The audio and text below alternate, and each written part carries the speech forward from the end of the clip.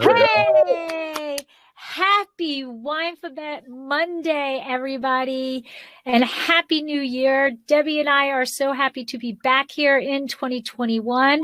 You know, we did take December off. I think everybody needed a little break in December, but you know what? We are coming back to you with a bang because we have Craig Camp with us of Troon Vineyards, and I mean, both of us have had the opportunity to meet Craig in real life. And you know what? He's an incredible guy. But beyond just being an incredible guy, he is so knowledgeable. And so welcome, Craig. Welcome, welcome, welcome. He is a trailblazer in the wine industry. Really fabulous to be here. Thank you for having me. Yeah. And the letter of the day is O. And Debbie and I decided we were going to do orange wine, and there was nobody else. Craig was the first person we reached out to. We knew that was who we wanted to go to. So, Craig, why don't you introduce yourself to the probably few people who don't know who you are? Well, I've been doing this for a long time. I'm well into my third decade in fine wine. I originally started an importer and distributorship in Chicago in 1980, and we imported Burgundies and then all the wines of estate wines from France and then Italy and then California. We were the first to focus on small estate production wines. So we were at that time that was innovative. Now there's all sorts of people doing it. It's well established.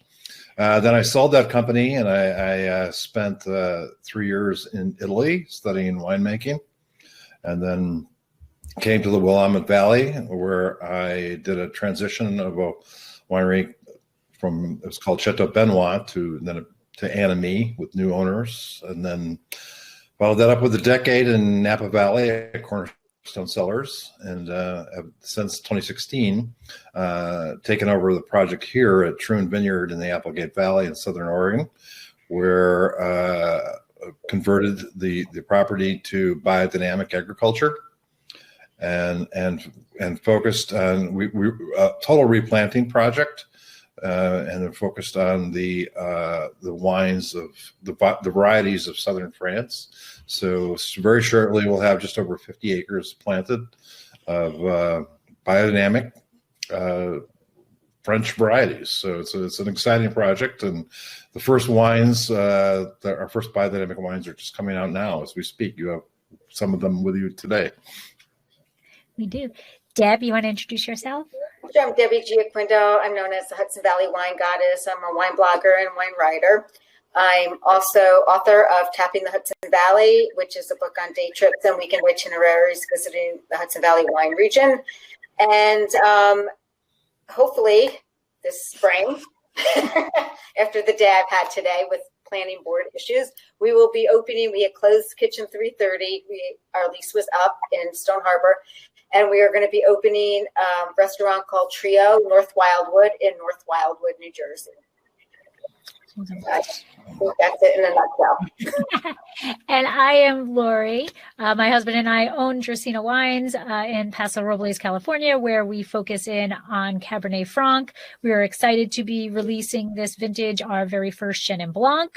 In addition to owning the winery, I am a WSET Level 2 graduate, champagne specialist, sommelier service, and I always forget something that Debbie always reminds me, but it really doesn't matter. The longer we're in lockdown, the longer I just keep going back to school. Champagne specialist. No, I actually remembered that one this time. Champagne specialist. I said that one first, so I wouldn't forget it. I didn't say any of that stuff. So anyway, we are here today to talk about orange wine, and we are very excited. And so, Deb, do you have your yes? So this is what we are getting to drink tonight. Okay, so it is Troon Vineyard, and it is Amphora Amber, and it is an orange wine of Vermentino. And now the second best sound ever, because the first sound is the pop of the cork, but the second best sound is pouring the wine. Oh my gosh. Looks beautiful. What Look it at is. that. It is beautiful. And I've got to say, Vermentino I love Vermentino, and it's not very easy to find. So now to find an orange Vermentino, I'm very excited about. So, Craig, I don't know if you have a glass. Do you have a glass with you? There we go. Awesome. Cheers, So guys. all together, slancha. And I'm going to start this video, hopefully.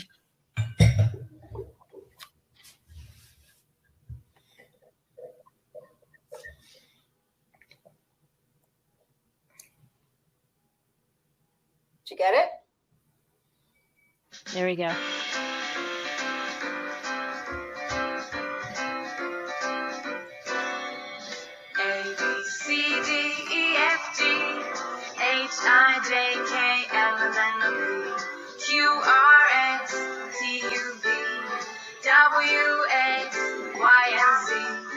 Now I know my ABC. Next time, won't you sing with me? I don't know. We're back to technical difficulty in 2021. It worked. It worked in November nicely, and now we're back to technical difficulty. But This is amazing. That's all. I think It's amazing. But the Craig, nose is amazing. let's go and orange wine. A lot of people don't know about orange wine. They don't understand orange wine. You know, they think maybe it comes from an orange grape. So does the TTB. That's not surprising. How do you get the orange in there? How do you get the Squeeze them in. We grow bottles on the trees. So I do think that's a great place to start. Let's do exactly what is an orange wine. What makes a wine an orange wine? Well, it's interesting because, you know, what you're doing is you're making a white wine just like you do with a red, which is the original way they made them. And, you know, in the millennium past, before the advent of destemmers and all these things, is they would just ferment everything together. And the reds and the whites would have been made the same way. And so there's a big difference between those wines and what we do now, because just this advance of viticulture and technology has made orange wines a much more elegant, refined wine than they would have been in the past. Certainly, you know, the country of Georgia is certainly where the tradition mostly comes from, that still lives today, and they still make them in amphora, like the wine that you have in your glass. So the thing when you're growing for orange wine is, yes, you're using a white grape, but the difference is really made in the vineyard, as it is for most things, because what you're doing is you have to farm like you're making red wine. So you're going to give more skin exposure to get more phenolic ripeness than you would need with a white wine. So obviously in a white wine, you're just pressing in the juice and fermenting the juice. And so you're missing all those elements in the skins. When you're making an orange wine, you're skin fermenting. So you need those phenolics to be ripe, just like they would be in a red. So you really need to select the portion of vineyard you're going to work with, and then farm it right from the beginning in a manner very similar to making a red wine. So do you leaf pull more, yes, or do you let them hang longer on the vines? all of the above. All the above. Yes, yeah. So you're definitely pulling more leaves to get, you know, that more skin exposure onto the grapes themselves, and then and harvesting later. So these grapes are harvested a good 10 days after the other, you know, the Vermentino for the white wine would be. So it's a learning process. When I first came here, we had some Riesling, which I'm horrified to say to somebody in New York where they make good Riesling. In our climate, you know, the first year I wanted to, so let's make a dry Riesling, and it was awful. I hated it. But what it had is a lot of there's a lot of tannin, a lot of these phenolic flavors. So we had the vines, and I said, well, let's try it to make an orange wine, a skin contact, and that was our first try in 2017. And we're really pleased with the results. But what you're seeing now is that accumulated knowledge of those years of development where we understand how to work with the grapes in the vineyard. As a biodynamic winery, obviously there's very little we actually can do in the cellar. There's no additives, there's no enzymes, none of these things. So it's getting the grapes in that proper ripeness. Now we're very fortunate here in Applegate because of our ripening cycle is quite unique. So we're in between Willamette Valley and Napa, basically, in climate. But we're warmer and drier than the Willamette Valley is, but our growing season is much shorter than Napa. So while we have a lot of warm days like Napa Valley does, because of our altitude, we're at about 1,400 feet, we get very late bud break, and so the season is compacted. So, but we make that up because at the solstice, the longest day of summer, we're getting over 70 minutes more sunshine per day than Napa does. So, and we don't have any fog at this altitude in this climate. It's dry as a bone here. It's like 6% humidity in summer. So like Paso. It's like So we got. But then what happens is in the fall, it reverses where we get very, very short days. So it's still relatively warm, but those really short days bring photosynthesis almost to a crawl. So we can let that fruit hang without the sugars accumulating too much, so it slows sugar accumulation, so we can let that fruit hang without the alcohols getting too high, and then let the phenolics and the skins and those flavors ripen completely without getting an overly alcoholic wine. And so that's I think that's what you can kind of see in these orange wines is we're able to get those tannins right. But without getting an overt, a higher alcohol level than what you would want. So can you explain to people, because some people might not know what an amphora is? Yes. Okay. So our orange wine program we actually make two orange wines.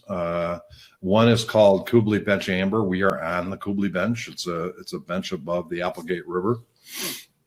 And then the amber amphora. So for the Kubli bench, we're making that really just exactly like we make our red. So it comes in, it's going into a 1-ton fermenter, it gets punched down once a day.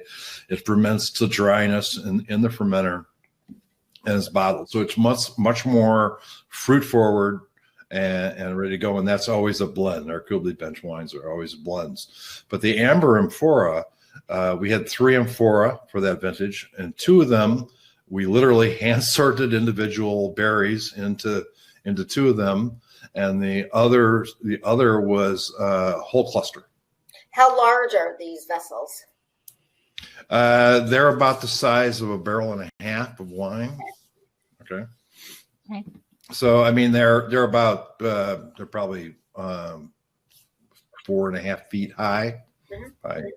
Wide. They're heavy. They're forklift material, especially with grapes in them. But the one was whole bunches all together, and so and we sealed them up, and they spent 10 months like that. We only topped up. Don't have to top up very, very much, because the interesting thing about amphora is because it's a chemistry thing, because of the ion charges of the clay, it actually creates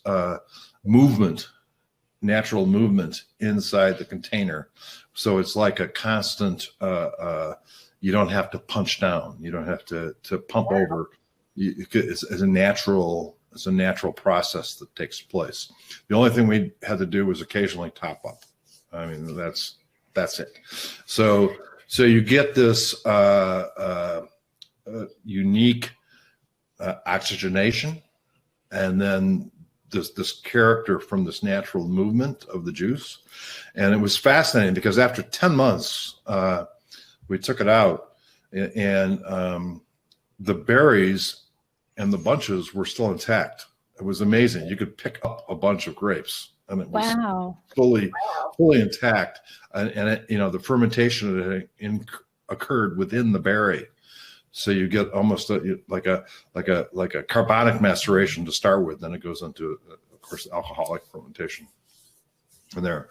But the interesting thing I think about amphora, and we're making actually a white wine now from Vermentino in amphora too, is this textural component that you get. You get this unique, I call it, it's like a smoothness that runs. It is. Through the palate from the front to the back. Yeah. And so, it's like most fermentation vessels, you're looking for a certain effect, so for stainless steel, you're looking for this neutral effect, neutral reductive effect. For with oak, you're either with old oak, you're looking for the oxygen and the lees effect. And with new oak, of course, you're looking to add those flavors to the wine. With amphora, I think what you're trying to add is a texture. Is this texture that runs through the palate, because you see that, I think, in all wines that are fermented in amphora. So, Craig, another big thing that is happening in the wine world is concrete. So, how does the clay in the amphora, compare, contrast to what you think a concrete would do? Is it similar? Is it? Well, I think they're all unique. Concrete obviously is going to have a much more temperature control as a major aspect. Obviously it takes a long time to change temperature in a concrete tank, but you're going to get that I think a similar oxygen characteristic. I mean, I would like to buy some concrete, but it's like all things, it hasn't hit the budget yet. But it's on the radar. We're very lucky to have a producer in Oregon making these amphora by hand. So they're really interesting. We'll probably add, now we have 5 now. We'll probably add a couple a year for the next few years. I mean, that's basically all you can get anyway. So, and build it up for both our white wine and our orange wine programs. So does an orange wine work the same in terms of a rosé? So like, we know that the skin is what's giving it the colors. And like for our rosé, I'm like OCD about a color of the rosé. Like I'm very particular about what color I want the rosé to be. Are you kind of watching that same aspect? We've seen various colors of orange wines. Are you going for a color, or is it really, are you sitting there tasting it? How do you know when to pull it off of the skins? Well, in in this wine, the amphora, we had no idea what color it was. It was in amphora, it was basically, it was in the fruit. We had no idea what kind of color it was going to have. The Kubli Bench amber, you can see the color developing, but it's so different than a red wine. When you're punching down red wine, it's got this beautiful raspberry color that foams up. When you're punching down orange wines, it's this muddy brown, ugly stuff. So it's not the same experience. I mean, for our rosé, I mean, that's just a whole cluster press. So it's whatever skin contact we get in the press. But for these, you're doing an extraction just like you would for red. So it's not controlled in the same way where you're trying to fix color like you would in a red wine. From the time you're producing the orange wine, do you know how long it needs to sit on the skins and the seeds, and everything, or is it a let's see, and we'll Because you had said it was like 10 months and you pulled it out and the grapes were still there. Why 10 months? Well, for the Kublai Bench, the more fruit forward one, we just do like for a red and ferment it till it's dry, till it goes negative. Okay. So it's just that process the same way, and then it's barreled down and on lees and spends 4 to 5 months on the lees.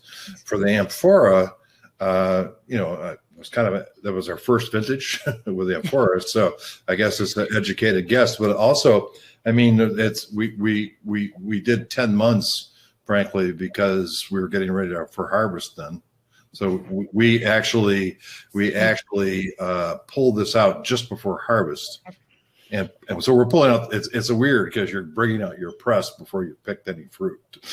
A good dry run for your press, I guess. So, but of course, we wanted to make another vintage, so we needed to take the fruit out. Clear the space to make for the next year, but I'm pretty satisfied with that. I don't know, but I mean, we have no intent to change that this year, even though we have more really comfortable. How expensive are they to purchase? Amphoras? Yeah, they're very expensive. Barrels and people. They last a long time, though. I mean, they last longer than barrels do. So yeah. Right. So you figure a barrel is 1,200. Right. And you get one real use out of it if you want new, and you get 2, maybe 3. The amphora is huge capital up front, but as long as you take care of it, does it have generations potentially? Yeah. Okay. It's like concrete, although it's more breakable than concrete. That's the one thing. It's a great source of paranoia for who's ever driving the forklift. I'm sure. And then cleaning it, is it cleaned the same way as like a barrel? Or are you using that pressure? It's not big enough that you can get in. We don't want to drive that into. It's a porous material. It's more porous. Oh, right. So it's just it's a lot of hot water getting down. Okay. And you get that's what harvest interns are for. Right. They say they're not climbing into an amphora. I mean, you don't dump them to empty them. You get down and dig them out. And, right. Like with big pitchers, and dump them into a bin and then take it to the press. So it's not an efficient process. Right. Well, I have to say this is beautiful. Is not a word for us. I mean, it's stunning. It really is. It has incredible mouthfeel. Well, I think that's that texture that I was trying to talk about, is that you get this unique, complete mouthfeel that covers the entire palate. It's smooth, creamy, but yet wholesome. It's just now everything. Why Vermentino? Are there certain grape varieties that are better to create an orange wine than other varieties? And what are you looking for in a grape variety to decide, that's a good orange possibility? Well, Vermentino's got relatively thick skins for a white variety. And I think that's a key because like with red, a thicker skin variety gives more color, more flavor. It's like comparing Cabernet Sauvignon and Pinot Noir. You've got very delicate Pinot with a thin skin, and then the thicker skin Cabernet, which has more depth and power. So it's the same situation. I mean, if you taste Vermentino, it has kind of this little, a white wine made from Vermentino. It'll have this little bitterness that runs through it, which is part of the characteristic of Vermentino. And that comes from those skins.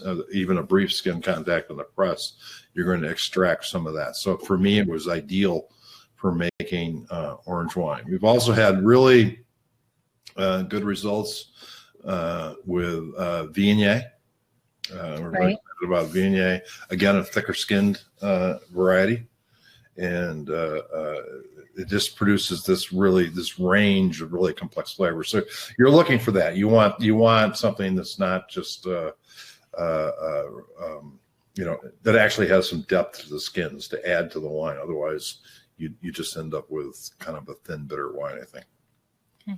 And then I actually have, I got a question from Michael. He is a true red wine lover. So orange wines are, I guess, a little bit out there of his comfort zone for him. What can you tell him, as a true red lover, why he should give the orange wine? He wants to know why he gives an orange wine a try. From my perspective, I like different wines, different things. But I think the interesting thing about orange wine is because it has some of the same tannins and structure as you get in a red, that you can serve it with many of the same dishes. It's a really incredibly versatile wine. You could have it with almost anything. But say if it's a hot day and you're grilling outside with having some steaks, and it may That's be exactly what he's doing. a little over the edge for a big red, that an orange wine that you would serve cooler, but would still give you structure is a really interesting option, I think. I find, and this is a true testament to it, it is not a light wine. It is a full-bodied wine. It is coating your mouth, and it is, it's not one of those acid bombs. It's, you're not drinking a New Zealand Sauvignon Blanc here. You're not getting, it is, in my opinion, a white wine for a red wine lover, because it is full bodied and silky. I mean, I took one sip of this and I was just like, wow. Now, I will say that there have been in my past some orange wines that go on that funky side. And I don't know if that is old. I don't want to say old school, because orange wine is old school. But a different version of a winemaker's thought process of it. This is not funky. This doesn't have that what am I drinking? This is full-bodied, just exceptional wine made. It is not like, I've had some orange wines that I'm like, all right, this might be technically not sound wine. This is 100% sound wine. This is beautiful, and it will stand up.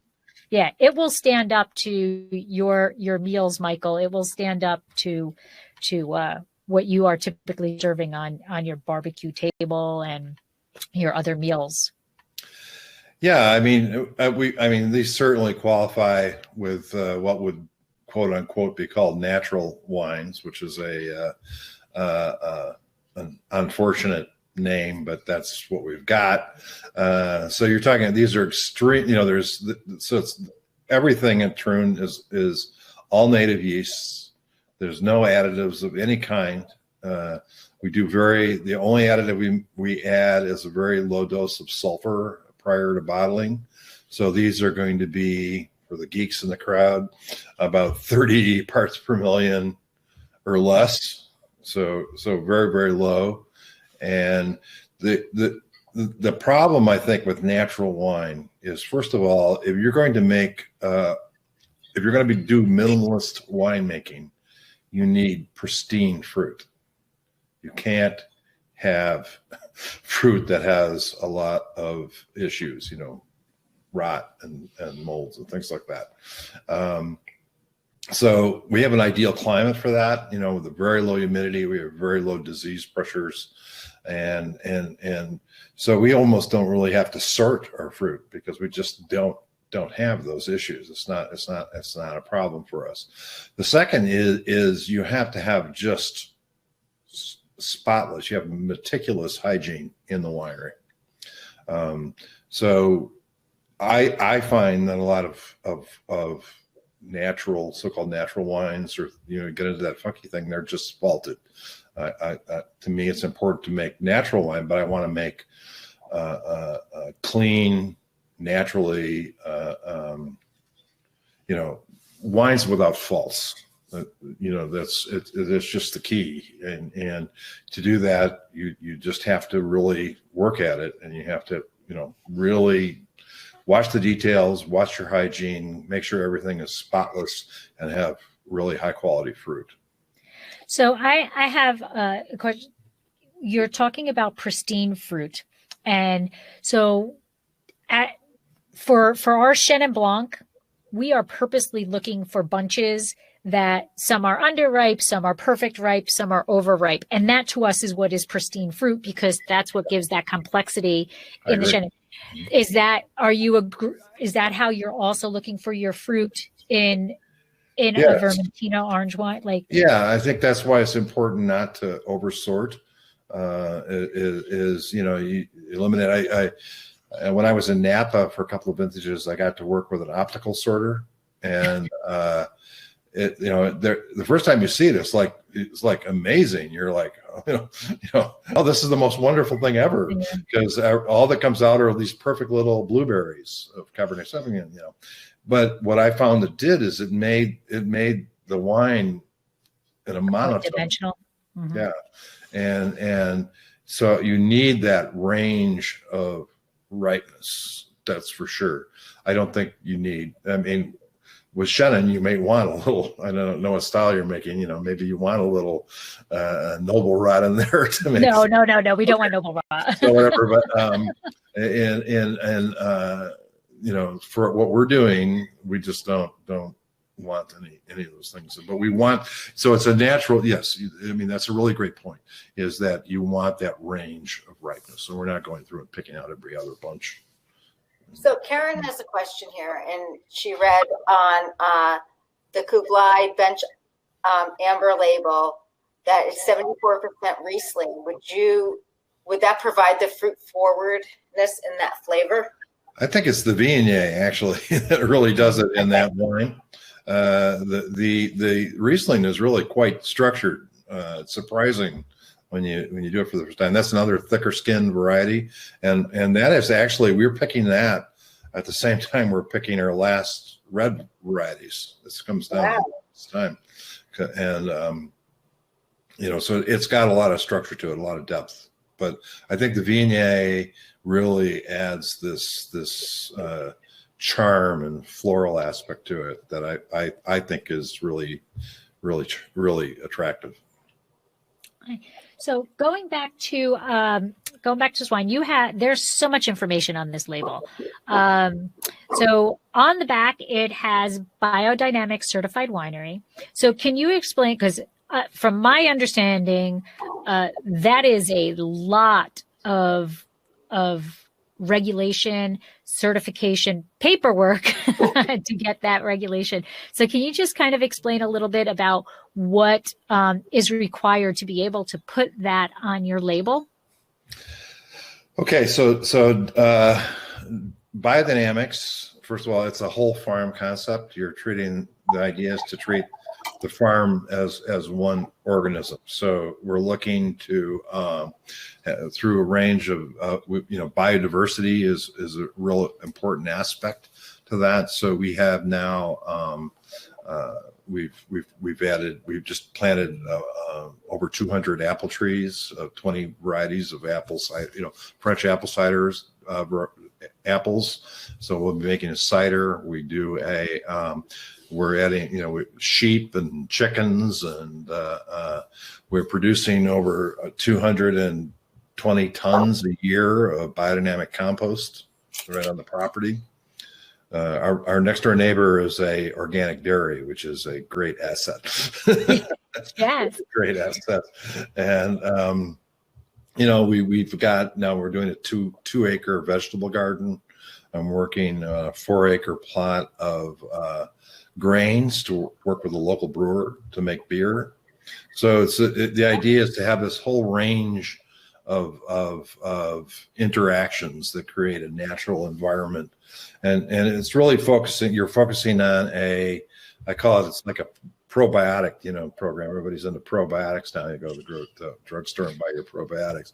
What we're doing is creating probiotics for the plants to build up that natural system in the soil, so they can take nutrition from the soil naturally, without the addition of any other nutrients and things like that. So, I always think, people were really arrogant. We think we know more about growing grapes than grapevines, and that's not true. What we have to do is let the grapevine do its job and help it along, not try to tell it what to do. So that's really biodynamics, is you're creating this natural system. And that's Demeter is the name of the organization that controls biodynamics. So you have to go through a certification process, where lots of paperwork, as you mentioned, and on-site inspections, and tracking through, and so that you're following all these pillars. So we're also organic certified, which is just part of, if you're biodynamic, you have to be organic. So it's, you might as well do it anyway. But now we're also pursuing this new certification, which I find really interesting, called Regenerative Organic, which I think is kind of a combination of biodynamics and the organics. But organic certification, they're basically telling you what not to do. Don't do this, don't do that, don't put this on, and everything. Where biodynamics is a kind of this more proactive, build your soils, regenerate. And then this new certification also builds in a social welfare aspect for your agricultural workers and things like that. So I just think it's important to make that commitment. It's a wonderful goal for the team to have, to achieve these certifications. I think it brings you together as a team to think in different ways. And we've always, you always talk about biodynamics with the soil and the plants, but I really feel that one of the biggest aspects of biodynamics is the change it makes in the culture of your organization and the way people think. It changes the way they work with each other and about it. So yes, it's a big deal, but I think it's important. And I think we decided to do the certifications because I think the consumer needs to know. That's just a way for them to ascertain that the product they're buying is in alignment with what their values are.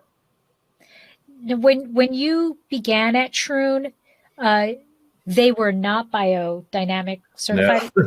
Right? So that was basically your thing. So it's almost like you can drive through vineyards and you can see which ones are. Yeah. So how was it like living? It's one thing, when you see a picture, but like you're living it day to day. How did it feel to see all your hard work? Because it is hard work. To be hands off is hard work. To see the progression and to see the soils come to life and the biodiversity that is growing within those soils.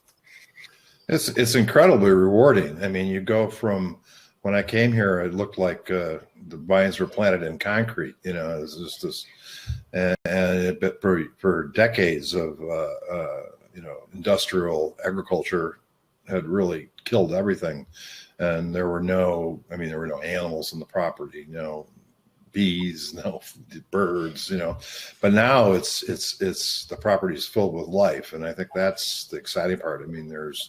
There's bees everywhere, there's worms, there's snakes and bats. The property. Yeah, no, it's a totally, this is where regenerative is such an important word, and is perhaps the most important word of all, because to make a successful farm, you have to put back more than you take out. It's really that simple. And you can't use chemicals to do that, because a plant has a natural system to take, to get nutrition from the soil. And if you take that system away from the plant, it weakens that plant. And then the plant becomes susceptible to all sorts of other diseases. And that's what I saw here. We had all sorts of trunk diseases and things like that we've really been able to knock them back and make a difference in the health of the vine. I mean, you not only can you see it, but you can taste it and see it in the fruit and even in the chemistry. A real interesting aspect is we look at our fermenter chemistries now, and the change is just staggering, really, as to how much healthier the fruit is. So it's really exciting process for us. But that's the ultimately rewarding thing, is to see the farm come back to life and a natural system reestablish itself. And then of course you make better wine, which was the whole point to begin with. That's in the thought process of the vine itself being healthier to resist their immune system. Mm-hmm. Is better if they're healthy. That you're honestly the first person I've heard, and all the people we've talked to about biodiversity and regenerative, you're the first person who has actually said, mentioned it in that realm. That if you're a healthier person, you can fight off different diseases. Right. If you're a healthier vine, same thing. They're going to be able to fight off the diseases that are impeding on other vines. Mm-hmm. It works exactly the same way, and the plant, has very few options as for how to defend itself. So if you take any of them away, there's no way that you can make up that difference, and eventually you lose the plant. I mean, this is why you see a lot of, in California, for instance, you'll see a lot of vineyards that after 20, 25 years they're taking them out. It's because they've weakened those vines so much with the way they're farming them. That they can't, you don't see those 75-year-old vineyards like you do in Europe, right? Very often, right? Wow, it is amazing. You always talk about, it's the circle of life, it's all of that, but it's you can see it. You can see it in a vineyard. Like when you drive by, you can literally go, nope, yap, to which ones are. And yeah. I mean, if the vineyard's not messy, it's not natural. If there's nothing growing in it but vines, that's not natural. So right. I mean, if there should be things growing in the vineyard. It should look a little messy. Should be light. Yes. Yeah, full of life. Yeah. Yes. So, do you guys have a shepherd? Sarah Thompson, our assistant winemaker, is our shepherd. Okay. Sarah runs our biodiversity program, and so that's her. She chases the sheep and chickens. Awesome. Now on your label, you also have vegan friendly. So is that regulated? That's the one. I mean, we registered with Barnivore, which is you have to go through a process. It's not something. There's no formal process like there is with Biodynamics or something.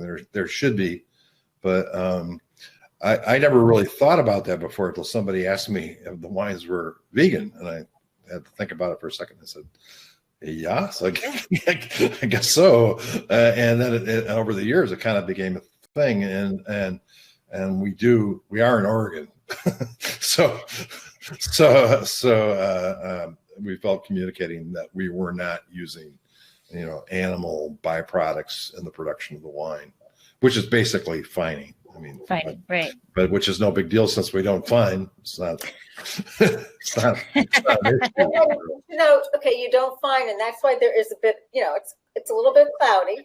Particularly that one, yeah. I mean the other wines won't. You don't see that. I mean, people shouldn't be put off by that. That's part of the orange wine. It's just that's a really minimally handled wine, so it's going to have that characteristics to it. I mean, they're all unfiltered, So Craig, what would you pair with this particular wine? Well, I love the orange wines like this as aperitif. I think they're just fantastic. When you come home as a first glass, but anytime you're having a meal with a lot of different dishes, which is really typical. Remember when we used to go out and everybody would order something different. But it's a tapas type situation with a lot of different types of food. I think that they are just the ultimate wine for that kind of meal. Now I know this is a corny pairing, and we know that oranges are not squeezed into here, but orange chicken and this wine. There you go. Yeah, I taste a little bit of orange, no pun intended, in this wine. Yeah, I think Asian foods for sure. Mm-hmm. And sushi. They go great with sushi. I like the orange wine, or not orange wine, orange chicken, sesame chicken. All of those Asian dishes, I think, would go great. I'm thinking, like a pasta dish with a little chicken that that has a little, seasoning on it, like Italian seasoning on it, would be wonderful. And I in terms of pairing, I'm finding it difficult to think of something that it really would be off with. It's true. Yeah. But absolutely. But so Craig, how much is this in retail? So that is $35, and I think we made all of 90 cases. 90. Wow! Do you sell it outside the tasting room? Yes, it is distributed in several states. Obviously, not a lot of states. I mean, our wines, you're going to tend to find them in the kind of natural wine type markets, and wine shops and wine bars that specialize in that, because we are a small production winery, and we do sell a lot of wine in Oregon. Or thank goodness, Oregonians are very loyal. We've appreciated that in the last year for sure, but we are sold in over a dozen other states. So what actually is is Troon's case production on average? Right now we're about 5,000 cases. Oh, okay. And we're in this replanting program, and it'll go up to about 9,000 over the next 4 or 5 years. And what do you see? And it may be nothing, but what do you see as Troon's like flagship? What would, if somebody's like, oh, well, Troon Vineyards, what's their flagship? Yeah, it's hard to say. I think Syrah is so ideal for this climate and these soil types. We've put a lot of, Syrah, Grenache, Mourvedre. We've planted an extensive range of clones, and instead of putting them all in one block, we've spread them out. So there's a little block over here and a block over. So they're in different soil types. We did a lot of soil research.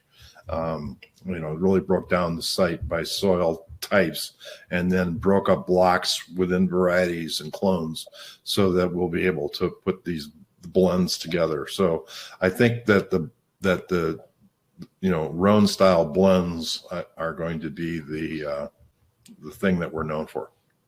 Signature. And how many acres under vine do you have about? So it's a 100-acre property. We'll have almost 55 acres of vines. Okay. And they're obviously not all in production yet, but then we'll have eventually over 300 apple trees and the gardens. Now, you had mentioned cider, so you plan on producing the line of cider?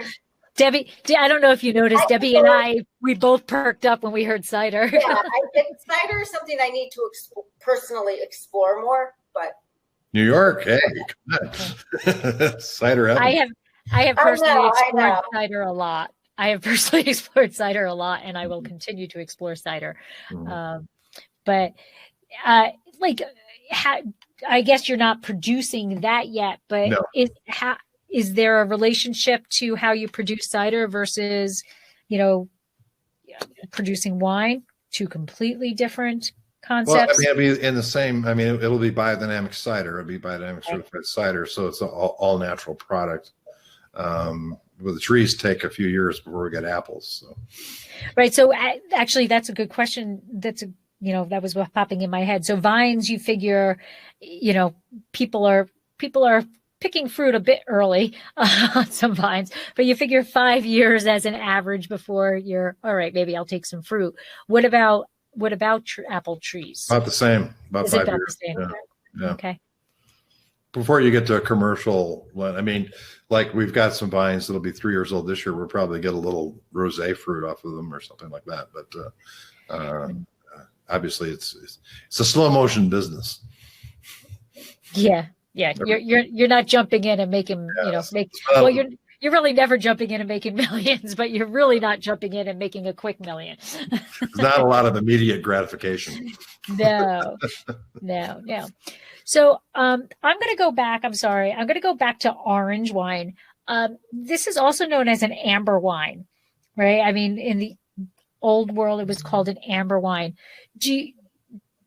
And we joke about putting the oranges in there and all of that. But do you think that it being called an orange wine is part of why some people are not so willing to open their thoughts to it? That's a good question. I mean, we went to amber because like everything else, we have white wines and red wines and rosé, pink wine. So we thought we would go with the color amber. Also, as you mentioned, it's a traditional name, certainly in Georgia and things like that. There was an excellent book on orange wines put out a year or two ago called Amber Revolution. I apologize, I can't remember the author's name right now, but very good book. And so we felt it just fit into that slot for us. We've been surprised by the general acceptance of it in our tasting rooms. It's extremely popular. I mean, I thought it would, it'd be, the wine bars and things like that, where they knew these types of wines already would be interested in it right away. But we've done some really interesting things. We made a Paquette, a sparkling Paquette, from Pumice, and it's very unusual. It has this sort of fruity and sparkly and really charming, and that was a tremendous hit in the tasting room. Nobody ever heard of it before. So I guess that's the advantage of being a niche winery, which we definitely are, is I don't need to worry about broad market considerations. And we can just connect to the consumers that are interested in what we're doing. So, I mean, there's so many people that are doing it now. I mean, if you go to Portland and San Francisco, places, it's totally common to see an orange wine section on a wine list now. And that wasn't like that just a few years ago. So now I think it's really starting to hit the mainstream. Mainstream. Some other stream, but not the mainstream. But what is the demographics that are accepting it? Do you think? Do you think it's more millennials, Gen Xers, baby boomers? I think it's pretty broad now. I think it's more people that are in. I think the interest in biodynamics and organics will tend more towards a total lifestyle type of choice.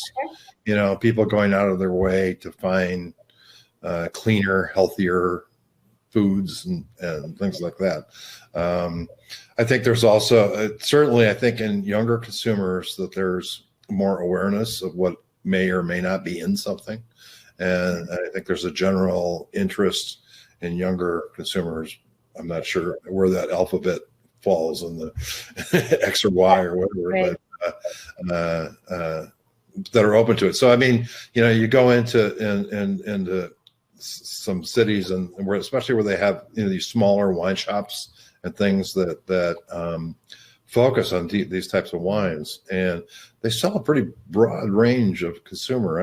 I'm pretty impressed, but it's definitely the more adventurous consumer. I mean, we're not going to go into the main grocery store distribution or anything. Right. Although I guess some of the bigger companies are actually doing that now. So with an orange wine? Yeah. Mm-hmm. Wow. I was like, I can't imagine going down to my local Save Mart or Vons and, well, although I will say probably, and this is horrible for me to say, but if I'm finding an orange wine in Save Mart or Vons, I'm probably going to turn the other way. I was thinking the same thing. I'm guessing it's not being made in the same care and quality that this wine is being made in. I think that's a fair bet. But anyway, I'm just kind of scrolling through the chat. If we have any, we're almost at our hour, so I don't know if we have any. Time flies when you're talking orange. Yeah. I know. I don't know if anybody in the chat has any other questions, but or Deb, do you have any final Craig, questions? This is a home run. Thank you. It's it's not a home run, it's a grand slam. Many orange wines, but this really has hit me like home run. Yeah, I think it's really representative of our style of winemaking, and that you can make interesting natural wines that are clean, commercially made, viable wines. They don't have to be weird. Right. And when you say clean, I mean the whole experience with the wine is clean. Yeah. And the mouthfeel is just beautiful and elegant, and it's incredible. It really is. And the more you smell it, the more aromas you get. And I had it. I put it in the fridge and I pulled it out about a half an hour before. So I had it in for like 40 minutes and pulled it out a half an hour before. And I have to honestly say, I made a mistake. It was actually too chilly, and it was still beautiful. It was still beautiful when we started this, but now it's warmed up, and the aromas have just gone through.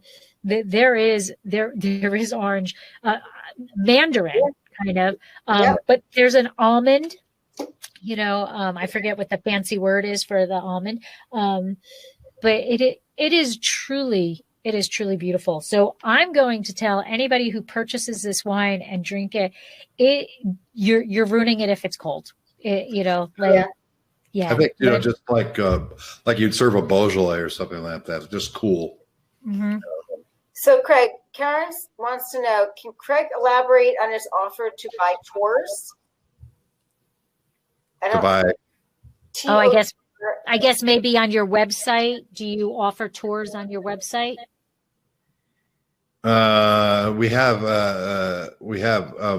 some VRBO vacation rentals on the website that are on the vineyard, and so I'm not sure. I don't know if that's what she means, but yeah, maybe if I put my glasses. Tours if you come to the winery, you can make an appointment for a tour. Yeah.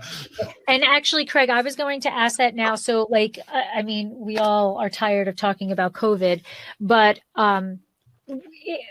how can people visit you currently, and how has that changed so that when we finally get out of this, how can they visit you? What can they expect?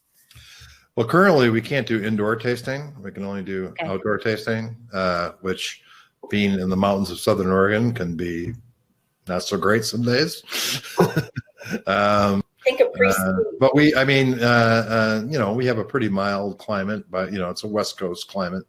And in the summer, everybody wants to sit outside anyway, so it's not the summer. Summer was not a problem for us. Okay. But we do have, we have visitors all the time. It's just outdoors. Okay. I will get out there to visit you. You have to. No. I am going to. My customer at the restaurant, Rhonda, she's coming out next week. I'm telling her she's got to bring me home another bottle of this. Is she coming to the winery? Yeah. Oh, wow. Her father lives down the road. And Oh, cool.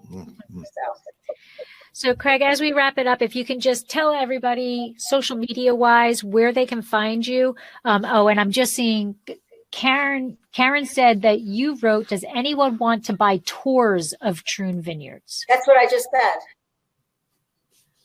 So I think it was probably a typo. Could be. I think it was a typo. But so do you actually, in in normal times, do you offer like walking tours of the vineyard and Yes. educational tours? Yeah, in the summer when the weather is, right now it'd be too muddy to go out unless you bring your hip boots. Wellers. But in the summer we have a range of tours we do, and biodynamic education, and just vineyard tours in general, cellar tours, the whole thing. And those are usually posted up on the website in April. So tell everybody where they can find you, Troon Vineyards, and your blog, because your blog is awesome. Incredible. Yes. Thank you. Well, you can find troonvineyard.com. I think you'll find a lot of information there on the winery, and you can find me at Twitter at Craig Camp, and at craigcamp.com for my blog and various other musings. And I'm on social media as Craig Camp everywhere, so it's easy spelling. So. Well, thank you so much, Craig, for thank you. joining us and educating us, and it's just been wonderful. And I can't wait for the day where I can see you in person and hug you. Yes, yeah, that's what we're all waiting for. Goodness gracious. 2021. Yeah. Hope so. So thank you very much, Craig. Thank you for everybody who joined in the chat and the conversation. And Deb, next month we have Petite Syrah. We are doing Petite Syrah from Susan Valley. So we will be looking forward to that. So and you can register for that at winephabetstreet.com. Pull down register for the webinar and click Petite Syrah. Awesome. So thank you again, Craig. This wine is incredible, and Debbie and Debbie and myself keep adding where we're going to go together. So we are here. Chin chin. Slancha. Thank you.